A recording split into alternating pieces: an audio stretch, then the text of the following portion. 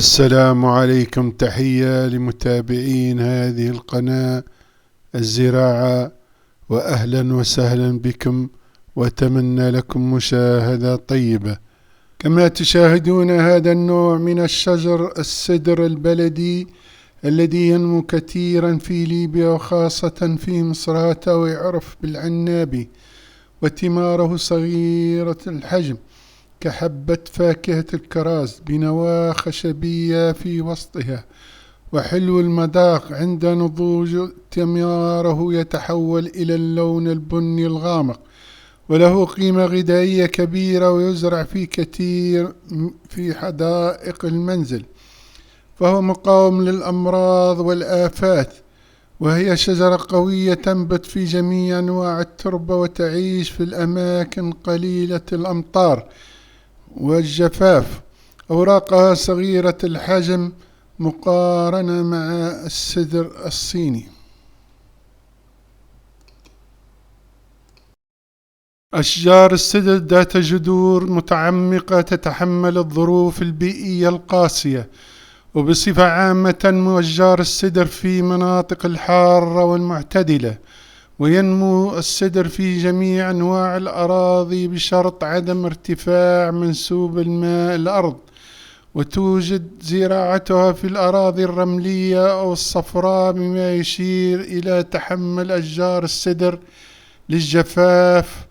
وينبت من قرب أشجار السدر من الضفاف الوديان، وكذلك على ضفاف الأنهار وفي المناطق الجبلية، وينتشر بصورة كبيرة في الحوض البحر الأبيض المتوسط في مصر، ويعرف بالسدر التفاحي متوسط الحجم، وفي ليبيا وخاصة في مصراتة ويعرف بالسدر البلدي أو بالعنابي، ثماره صغيرة الحجم.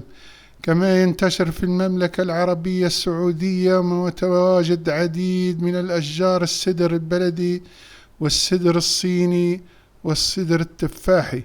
كما ينتشر زراعته في المناطق الاستوائية والشبه الاستوائية، ويعرف بالسدر الصيني بحجم ثماره الكبيرة.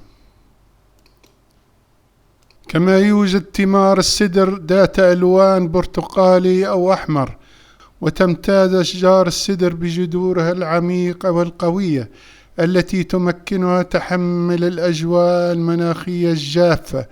وكما يجب أخذ الحذر عند قطف الثمار لوجود بالأغصان أشواك بين الثمار والأوراق.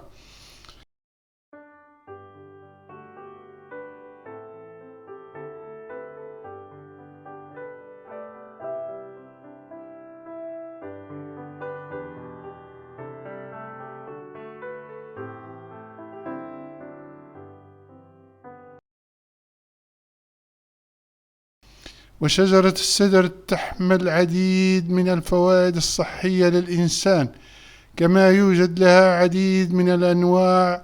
والشجر السدر معمرة شوكية متفرعة قوية، وهي من النباتات التي تضم الأشجار الصحراوية، يسمى السدر البري. إن النبق والسدر من الفواكه التي يصلح تناولها مرضى السكر، بخلاف فوائده المتعددة في مساعدة الجسم للتخلص من الأمراض الإنفلونزا، لما يحتويه من مصادر للفيتامينات والمعادن الهامة للجسم. وفوائد شجرة السدر تؤكل ثمارها حيث تتمتع بمذاقها الشهي، بالإضافة إلى القيمة الغذائية الكبيرة له.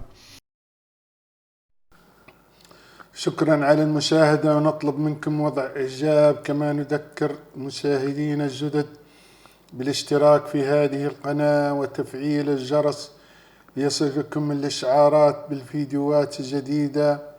كما يمكن متابعتي على الرابط الصفحة أسفل، أو إجراء مسح بالنقال على QR كود لتجد الرابط الصفحة القناة. وشكرا مجددا.